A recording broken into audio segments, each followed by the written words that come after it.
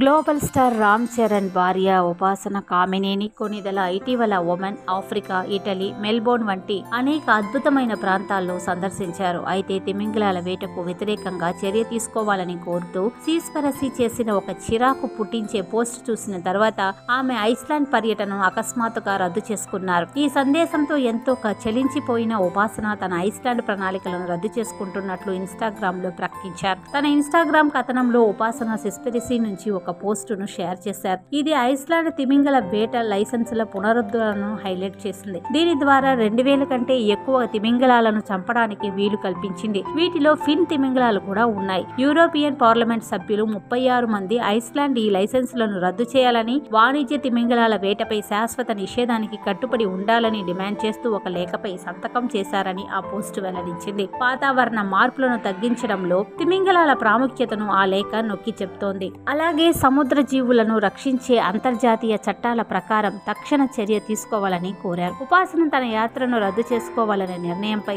ఆమెకు మద్దతు లభిస్తోంది. పర్యావరణం కోసం తన పర్యటన రద్దు చేసుకోవడంపై ఉపాసన పట్ల ప్రశంసలు వెల్లువెత్తుతున్నాయి. పర్యావరణ సమస్యలపై ఆమె దృఢమైన వైఖరితో ఉన్నారు. ఇక రామ్ చరణ్ నటించిన గేమ్ చేంజర్ విడుదలకు సిద్ధమవుతోంది.